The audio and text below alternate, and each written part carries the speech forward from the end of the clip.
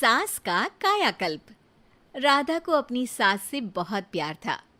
Mummy जी, आपकी साड़ी कितनी प्यारी लग रही है। काश मैं भी आपके जैसी साड़ी पहन पाती। अरे बेटा, हमारे जमाने में तो साड़ी ही चलती थी। तू क्या करेगी साड़ी पहनकर? दिन भर भागा दौड़ी करती है। साड़ी कंफर्टेबल नहीं फील कराएगी। तू तो ऐसे ही जचती है बेटा। राधा सास को लेकर घूमने जाती, सैर करती और उनसे खूब बातें किया करती थी। एक दिन, अरे राधा और माँ सुनो, अब हम लोगों को बम्बई चलना पड़ेगा। मेरी नई नौकरी वहीं लगी है। अरे वाह माँ, कितना मजा आएगा ना। अरे नहीं नहीं, मैं नहीं जाऊंगी। बड़ा शहर, बड़े लोग, मेरा दिल नहीं लगेगा। अरे माँ, मैं हूं ना आपके साथ। और सारा परिवार बड़े शहर में शिफ्ट हो जाता है। एक दिन, राधा, तू भी अब नौकरी में जाने लगी है। मैं तो बोर हो जाती हूँ। सोच रही हूँ आसपास की औरतों से दोस्ती कर लूँ।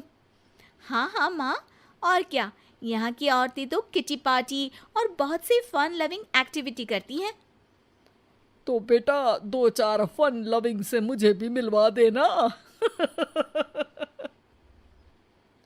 बहू सास के साथ बाहर निकलती है तो देखती है कि सास की उम्र की जो औरतें टहल रही हैं, उनका पहनावा ओढ़ावा सास से बिल्कुल अलग है। लेकिन फिर भी राधा एक औरत को रोकती है। Hello aunty, how are you? Oh great darling.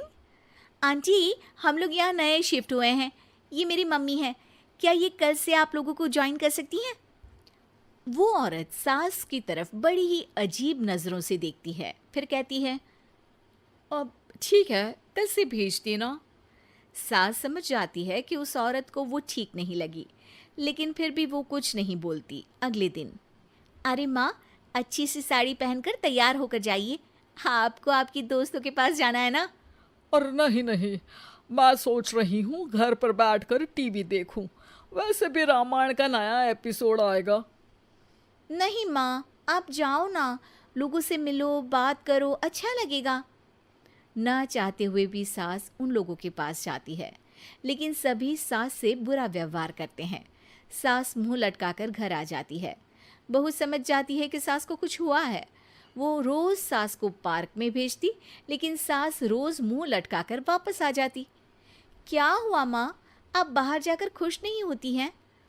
अरे बेटा, खुश तो हूँ लेकिन लेकिन क्या माँ, आपको तो लोगों से मिलना, बातें करना अच्छा लगता था। मैं देख रही हूँ कि आजकल आप बाहर से आती हैं तो परेशान सी दिखती हैं। सास कुछ नहीं कहती, अपने कमरे में चली जाती है। अगले दिन राधा चुपके से सास के पीछे पार्क में जाती है। हेलो, कैसे हैं आप लोग? एक औरत मुंह बनाकर साइड हो जाती है। सभी एक दूसरे से बात करती हैं, लेकिन राधा की सास साइड में चुपचाप अकेली बैठी रहती हैं।